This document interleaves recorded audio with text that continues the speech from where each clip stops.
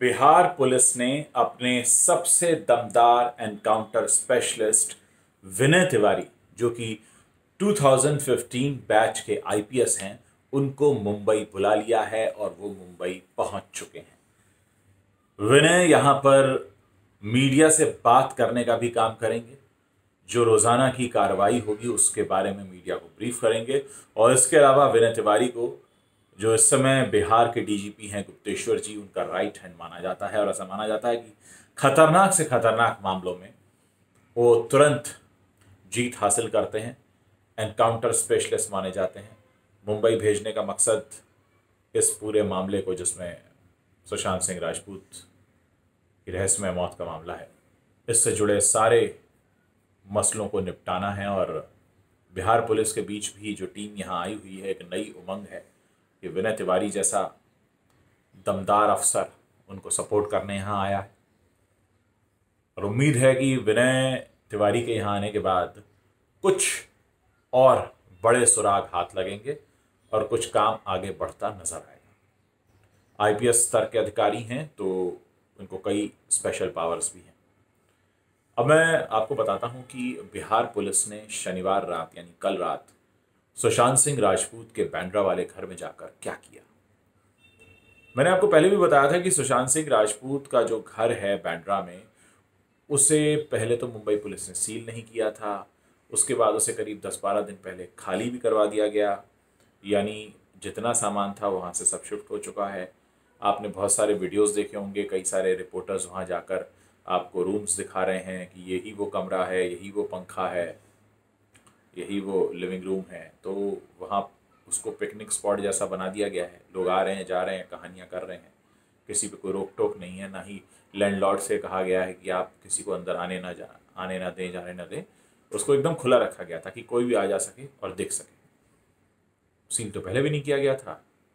उसके बावजूद बिहार पुलिस जब 2 दिन पहले वहां गई थी तो खाली हाथ घुसी थी और एक बैग लेकर बाहर आई। उस बैग में कुछ सबूत थे। और जब उन सबूतों को लेकर बाहर आई, मीडिया वालों ने पूछा कि सर कोई लीड मिली है आपको, तो उन्होंने कहा कि लीड मिली है तभी तो तफ्तीश कर रहे हैं।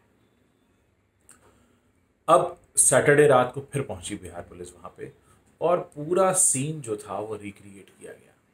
वहां पर बिहार पुलिस के लोगों ने ये देखा कि अगर यहाँ पर 14 जून की अगर ये सुबह है और जिस तरीके से सुशांत की कितनी ऊंचाई थी, पंखे की कितनी दूरी है, बेड कितना ऊंचा था, अगर इस तरह से सारा काम किया जाता है तो उसमें ये जो मैं आपको बता दूं कि जो सीन रिक्रिएट किया जाता है उसमें सारी चीज़ें देखी जाती हैं।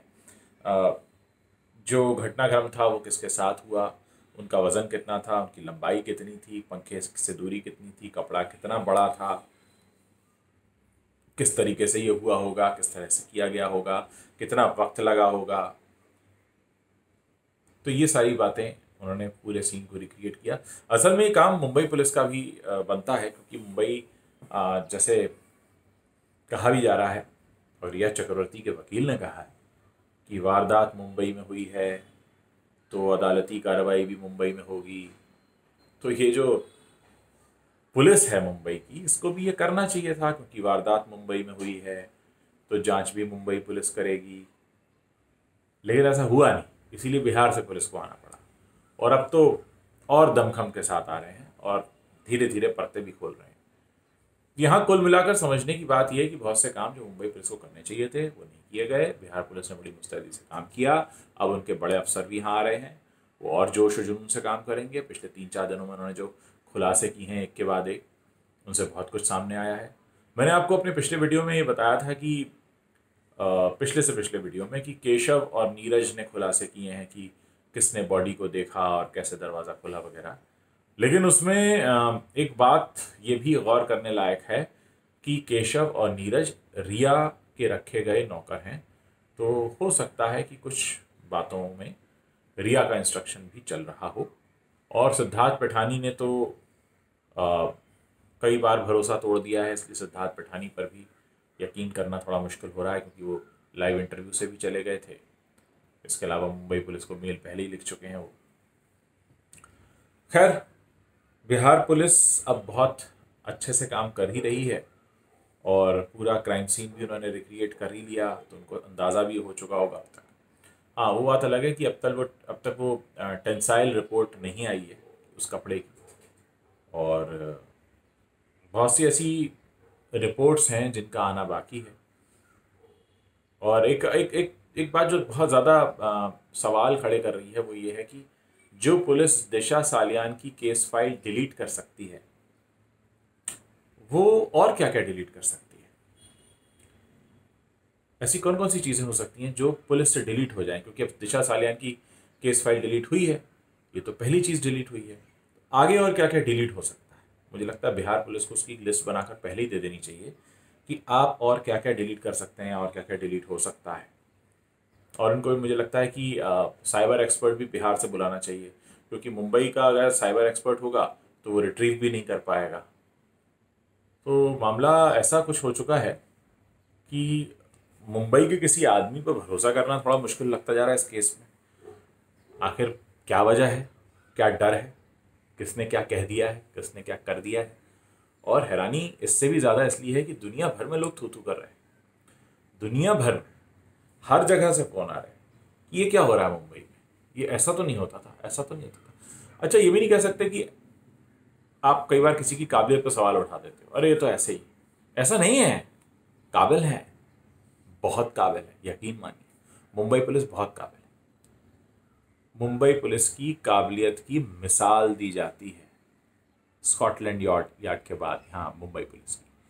लेकिन फिर भी ऐसा हो रहा है, ये जो फिर भी डिलीट हो रहा है, ये जो फिर भी रिट्रीव नहीं हो पा रहा है, ये जो आगे और बहुत कुछ डिलीट होने का डर है, तो ये कौन से रिमोट से डिलीट हो रहा है? ये कंट्रोल बटन किसके हाथ में है? ये डिलीट के बटन पे कौन बैठा हुआ है? ये किसे डर है कि मेरे कुछ राज ना खुल जाए? किसे डर है कि कहीं मेरा नाम सामने ना आ जाए? क्योंकि नाम तो कई आ रहे हैं, लोग बात भी कर रहे हैं, कह भी रहे हैं, लेकिन शायद मुहर लग के नाम नहीं आ रहा है, इसलिए सिर्फ नाम चल रहे हैं। उम्मीद है ये नामों के चलने का सिलसिला जल्द बंद हो, ये डिलीट हुई सारी फाइल्स रिट्रीव हो जाएं और आगे कोई फाइल डिलीट ना हो। इसी उम्मीद के साथ मुझे ऐसा लगता है कि अगर बिहार पुलिस के हाथ में फाइल्स आ जाती हैं तो बहुत सारे राज और खुल जाएंगे, और ये जो पूरे सोशल मीडिया पर हंगामा मचा हुआ है, ये केस जल्द से जल्द सॉल्व हो जाएगा।